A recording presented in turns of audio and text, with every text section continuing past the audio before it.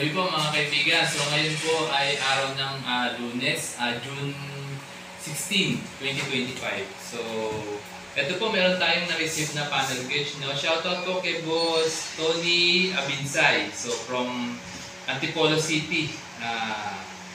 Okay, so maraming salamat po mga taga-Antipolo dyan. Marami na po tayong naging customer. So ito po ay panel gauge po ng Innova. No? Ito po ay blackout. So kailangan po natin i-repair. So i-check po muna natin bago po natin umpisan yung process ng paggawa. Okay. So yan. Then ito po, check po natin muna. No? Yan. So ito po, mapapansin nyo physically, meron po siyang damage dito. Pero mukhang naano naman po siya, no? Na-fix naman, nalagyan naman ng glue. Okay, then ano pa yung nakikita natin problema physically? Then, ito wala pong screw yung likod. Okay, tingin ko po ito nabuksan ako. No? So, okay, tanggalin po natin yung front, ano niya, cover niya. Okay. Ayan. So, kailangan dito maingat lang kasi may mga crack na po siya. Okay, yan. Tignan muna natin dito. So, yan. Okay, so mukhang tinanggal na nga po ito, no? So, kasi hindi na po align yung kanyang mga needle. Then, at the same time, wala rin po yung kanyang LCD. Tapos, mga nakaangat din po yung mga needle. So, tingin ko po ito, sinubukan po siyang i-repair para ma-check kung magagawa or may ibang problema. So, tanggalin natin itong likod. Okay. So far, wala naman pong any sign na na-repair siya or any sign na na-damage ng baha. So far, so good naman po. So tanggalin na po natin yung secondary cover niya. Ito po ay blackout, no, mga kaibigan. So ayaw pong gumana ng RPM, wala rin pong ilaw siya. Ayaw gumana ng gas, temperature. Tapos ito po, papatan po natin ito ng ilaw na rin kasi ilaw nito medyo malabo na rin eh. Papatan po natin ng ice blue. Okay, so tanggalin na po natin siya. Okay. So yan. So bukod po doon sa damage doon sa cover niya, so wala na po akong iba pang nakikitang problema.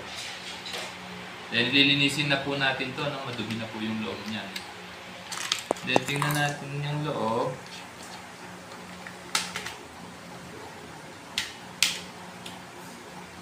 Okay. Tinanggal na po yung mga LED niya, oh. Tapos may mga cover na rin po. Nilagyan po ng cover yung ito, tinanggal po yung mga LED niya. Okay. Tapos yung iba naman pinalitan, tinaray siguro itong pag-eksperimentohan. Tapos wala din po itong, may mga tape po ito eh, oh. Hindi ko po alam kung bakit po nilagyan ng tape.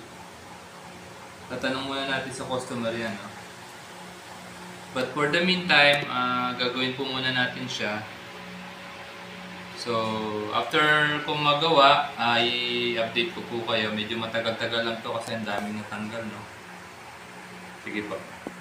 Okay na po mga kaibigan. Sir Tony, okay na po yung inyong gauge, napagana na po natin.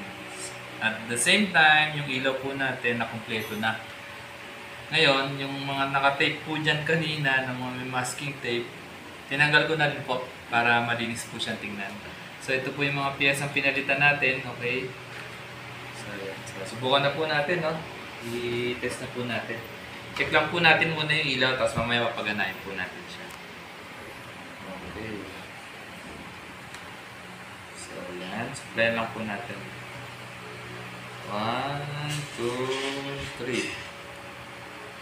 Yun, no? Okay na. Gumana na. Ice blue po, mga kaibigan, yung napiling kulay ng ating customer. So, bilangin po natin siya, no? Bali, total po yan ay 20.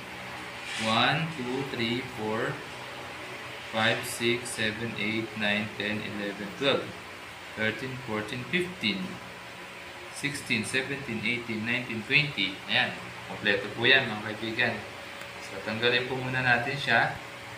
So, set aside muna natin siya. So, linisin po muna natin ito mga kaibigan. Itong loob. Kasi hindi siya nalilinis yan. Marumi na, oh. Ayan, okay.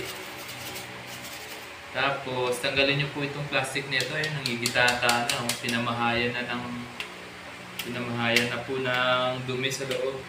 Kasi pag hindi nyo po, ayan, ang dumi na, oh.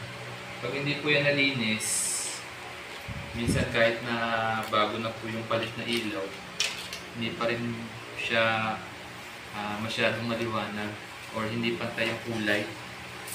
Kaya kailangan linisin po muna. Ngayon, ikabit na po natin siya. No? Okay. Yan. Lagay natin itong plastic na nilinis natin. Okay. So siya nga pala, walang LCD dito, no? Nasa customer natin mga kaibigan. Itinago po muna nila. Okay, then ito, ito. Linisin na rin po natin ito. No? Ayan, okay. Tapos, gabit po natin yung mga needle, no? Okay. So, ang pagkabit po ng needle, meron po yung technique. So, ang ilagawin nyo po muna, itong dalawang dulo, itong dalawang maliit, sa pinakadulo, sa temperature at saka sa gas. Ilagay nyo muna po itong pinakadulo ng needle niya, yung pointer niya, dito sa pinakataas. Okay. Yan. Pinakataas po. Yan. Tapos, iset nyo po pababa siya, itapat nyo po doon sa letter C. Yan. Tapos, ibaon nyo lang po ng konti. Huwag po masyadong baon na baon kasi po, mahihirapan po siyang umakyat pag sumagi dito sa plastic. So, ganun din po dito sa fuel. Ilagay nyo muna siya sa letter E. Tapos, itong mahaba dito sa gitna sa KMH. Tapos, iset nyo sa 0. Huwag po sobra, ha. Yan. Ganun din po itong RPM. Set nyo po sa 0.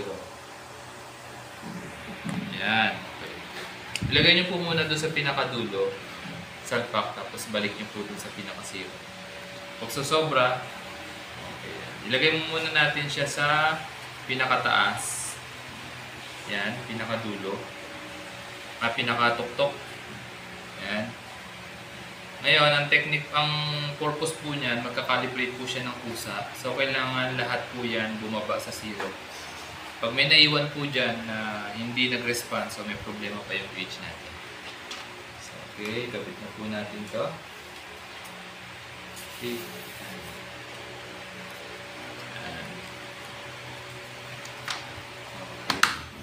Tapos, itong plastic niya, kahit ganito po ito, linisin na rin po natin siya ng acrylic cleaner. May nabibili po nito sa kasa, nasa 1,008 yata ito sa kasa kung di ako nagkakambali.